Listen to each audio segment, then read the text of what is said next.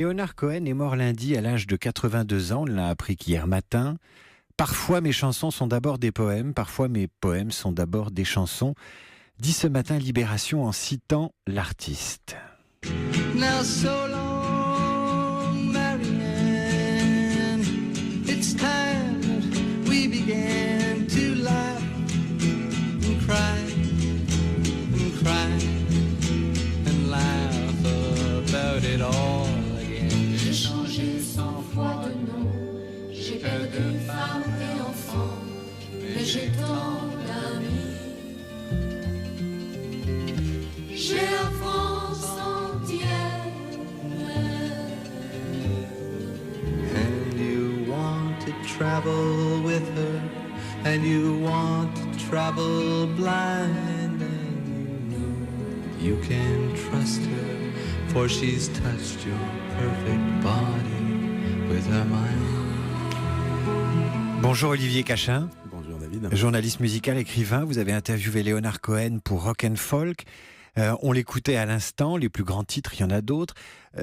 Que représente Leonard Cohen pour tous ceux qui le pleurent aujourd'hui, celui qui a écrit Suzanne, So Long Marianne? Qu'est-ce qu'il dit cet homme-là?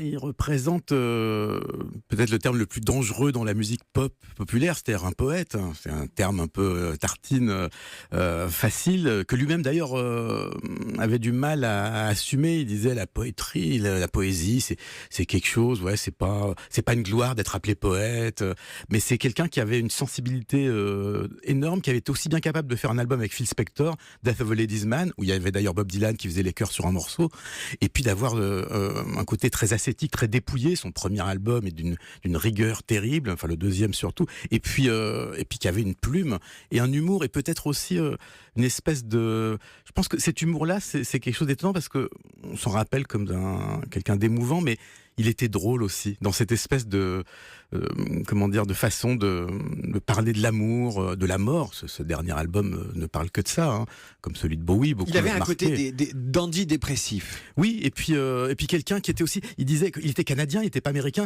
et il disait, nous les Canadiens, on aime bien on paye pas très cher pour le spectacle, on est au deuxième balcon, hein, on regarde les choses de loin, on n'est pas comme les Américains dans le bourbier, on regarde ça un peu comme des dandys lointains. Olivier Cachin, vous qui l'avez interviewé, dans la vie, comment il était avec les journalistes, comment il a été avec vous, quelle vibration il vous a fait ressentir quand vous vous êtes rencontrés? Très très ouvert, et puis encore une fois très drôle, c'était et très émouvant aussi. Moi, à un moment, il me parlait, quand je lui ai demandé quelle était la première poésie qu'il a écrite, il m'a dit j'avais 9 ans, mon père était mort, j'ai pris un de ses nœuds papillons, je l'ai ouvert, j'ai écrit un poème dedans et je l'ai enterré dans mon jardin.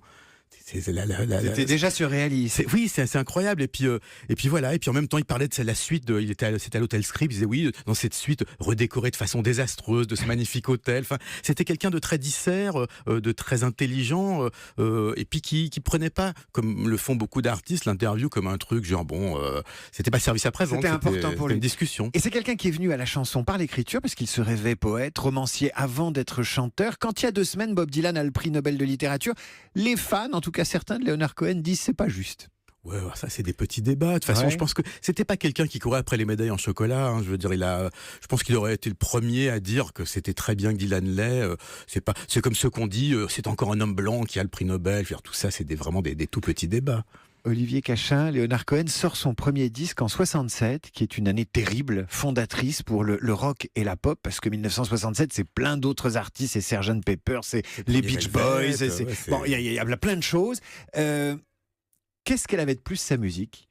Je pense qu'elle avait une façon d'être à contre-courant, parce que c'est vrai que, comme vous le remarquez, c'était une année de violence, il y avait la guerre, il y avait l'envie de dire des choses, les Stones qui étaient à bloc, et lui qui arrive avec cette espèce de côté barde un peu à l'ancienne, et puis c'était cette nostalgie, cette espèce de cette ambiance qui n'appartient qu'à lui, c'est-à-dire qu'il y avait quelque chose de spécial, et on l'a tout de suite remarqué. Ça n'a jamais été quelqu'un qui a fait des tubes, hein, même si Alléluia a été un gros succès.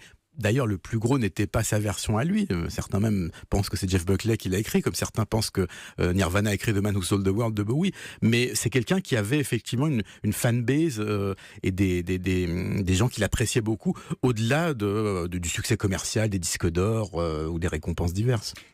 Il avait un rapport à la France particulier. Bon, il était canadien et le Canada a une relation un peu particulière à la France via le Québec, mais Quel était son tropisme français? Il a vécu en France, il a fréquenté des Françaises, il a aimé notre pays? Il a aimé beaucoup de femmes, dont des Françaises. Il avait effectivement, on a écouté un extrait du Chant du Partisan, il était capable il parlait un petit peu français, il chantait en français, donc c'était quelqu'un qui, contrairement à beaucoup d'Américains, encore une fois il n'était pas américain, mais avait effectivement une ouverture sur le monde qui fait que l'Europe et la France et l'esthétisme qui en sortait ne lui était pas indifférent, loin de là. Qu'est-ce qui vous touche, vous, dans les quelques titres qu'on a entendus et qui traînent cette langueur, cette mélancolie, cette tristesse?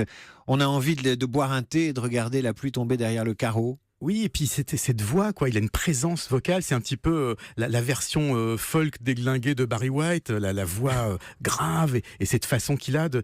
C'est quelqu'un, même s'il demande du sucre dans son thé, il va vous émouvoir parce qu'il a quelque chose dans la voix. Il n'a pas besoin de forcer. C'est quelqu'un qui a jamais été à bloc. C'est pour ça d'ailleurs que son dernier album est aussi beau, même s'il avait plus de 80 ans. La voix qu'il avait n'avait rien perdu. Au contraire, la profondeur était encore plus présente. C'est quelqu'un de mondialement connu, mais par une communauté de connaisseurs exigeants. Est-ce que c'est quelqu'un qui a cherché le succès? Est-ce qu'il a fait des comebacks pour des raisons financières? Il est parti, il est allé. Mais est-ce qu'il a voulu avoir des tubes? Je pense pas. La seule fois où il aurait pu passer pour quelqu'un qui cherche des tubes, c'est justement avec Death of a Ladies Man, qui était produit par Phil Spector, un album prestigieux avec plein de musiciens, de sessions incroyables avec Bob Dylan dessus. Mais c'est un album pour lequel il y avait des sentiments très mêlés, qu'il avait détesté à l'époque parce que ça n'a pas été fini comme il le voulait. C'est un album qui n'a pas spécialement fonctionné, mais c'est le seul qui effectivement va avoir ce côté genre j'ai envie d'avoir le son du moment, d'avoir le gros son. Sinon, dans l'ensemble, c'était plutôt quelqu'un de parcimonieux, et on le voit avec ce dernier album qui est vraiment d'une élégance et d'une discrétion et d'une distinction étonnante. Oui, il tutoie la mort. Oui, il commence à l'accepter, il la voit venir, il lui parle, il lui tourne autour, il y a quelque chose de...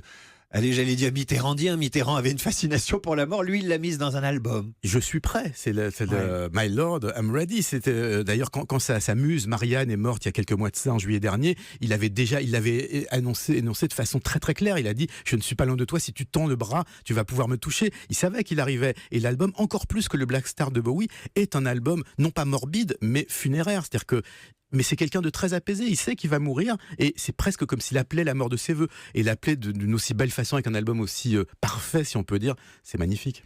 Qui sont ses héritiers? Parce qu'il remplissait pas les stades, Leonard Cohen, mais les musiciens, pour eux, Leonard Cohen, c'est quelqu'un... Est-ce qu'il y a des gens qui l'imitent ou qui s'en inspirent aujourd'hui? Des gens qui imitent, bien sûr, des gens qui arrivent à son niveau, non. C'est-à-dire que c'est comme tous les grands musiciens, que ça soit Prince, Bowie ou ceux encore vivants, Dylan et autres. On peut pas suivre. Je veux dire, ça serait absurde. On peut avoir des imitateurs, effectivement, mais personne ne peut prétendre. On ne peut que créer quand on est à ce niveau-là. Et on peut s'inspirer, bien sûr. Et sa poésie inspirera encore des générations de musiciens. Mais quelqu'un qui serait son égal ou qui prétendrait le remplacer serait forcément un imposteur. Olivier Cachin, merci. On va se quitter en douceur avec Alléluia. Le temps pour moi d'annoncer que vous allez sortir 2 titres, CD, livres sur James Brown et Amy Winehouse, chez Guy Messina, éditeur. Et on laisse Leonard Cohen nous chanter Alléluia.